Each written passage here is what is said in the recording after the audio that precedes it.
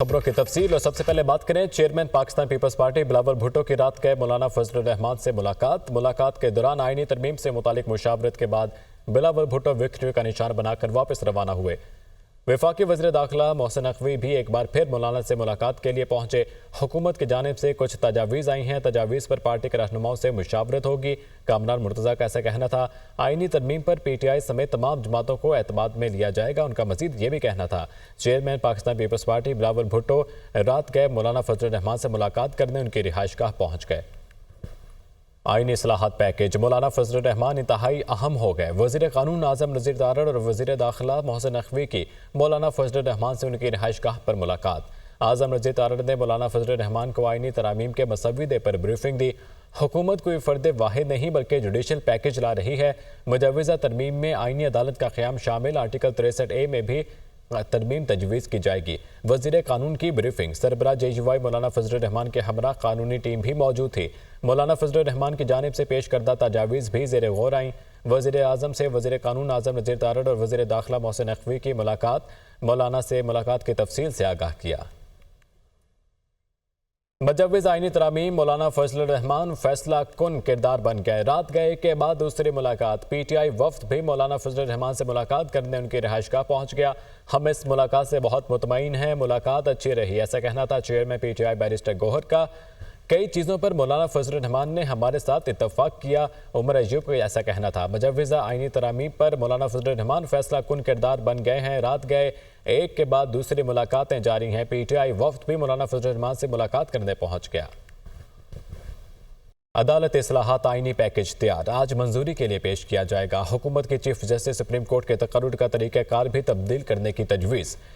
आइन का article 175A3 में तरमीम के लिए इत्तेहादी जमातों में इतफाक़ राय। जजेस के रिटायरमेंट की उम्र में 3 साल की तौसीक़ की तजवीज़ पर इतफाक़ ना हो सका। पीपल्स पार्टी और फजलुर रहमान आईनी मामलात के लिए अलग अदालत बनाने के हामी। पीपल्स पार्टी फजलुर रहमान आईनी मामलात के लिए अलग अदालत बनाने के हामी हैं। अदालत इस्लाहात आईनी पैकेज तैयार कर दिया गया है।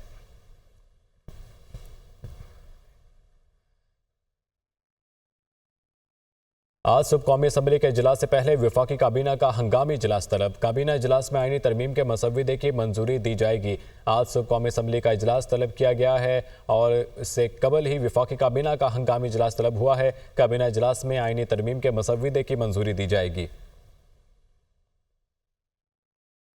मशीर कानून और इंसाफ बैरिस्टर अकील मालिक कहते हैं आईनी तरमीम के लिए नंबर्स पूरे हैं। जब आईनी तरमीम पेश होगी और नंबर्स भी सामने आ जाएंगे। सुप्रीम कोर्ट के वजाहती फैसले से बहम कम नहीं हुआ, मजीद बढ़ गया है। दुनिया न्यूज़ के program tonight with Samar Abbas में गुफ्तगू करते हुए बैरिस्टर अकील का कहना था कि सुप्रीम कोर्ट किसी मेंबर की जमात का तयन नहीं कर सकता। ये फैसला आईनी तरमीम के रास्ते में रुकावट नहीं बन सकता। मुजव्विज़ आईनी तरमीम में पार्लिमानी कमेटी को मजबूत किया जा रहा है। रिटायरमेंट की उम्र का भी तयन होगा। चीफ जस्टिस की नामजदगी का पैनल 3 का होगा या 5 का, तजवीज़ अभी ज़ेर गौर है। आज का जो सुप्रीम कोर्ट ऑफ पाकिस्तान का वजाहती ऑर्डर जारी किया गया है, उसमें तरमीम की कोशिश जो हुकूमत की वो तो खटाई में नहीं पड़ गई? बिल्कुल भी नहीं। मैं समझता हूँ कि इस वजाहती फैसले में जो वजाहत सीख की गई थी उसके ऊपर जो वजाहत आई है उसने और ज़्यादा अबहाम जो है क्रिएट कर दिया है। जब ये आईनी तरमीम ले होगी तो आप देखेंगे वो वोट्स आएंगे इसी ऐवान से ही आएंगे। वज़ीर आज़म शहबाज शरीफ कहते हैं कि पार्लिमान मुल्क का सुप्रीम इदारा है। पार्लिमान के तक़द्दुस को कायम रखने के लिए ज़रूरी है कि मुल्क की अवामी मफाद में कानून साजी हो।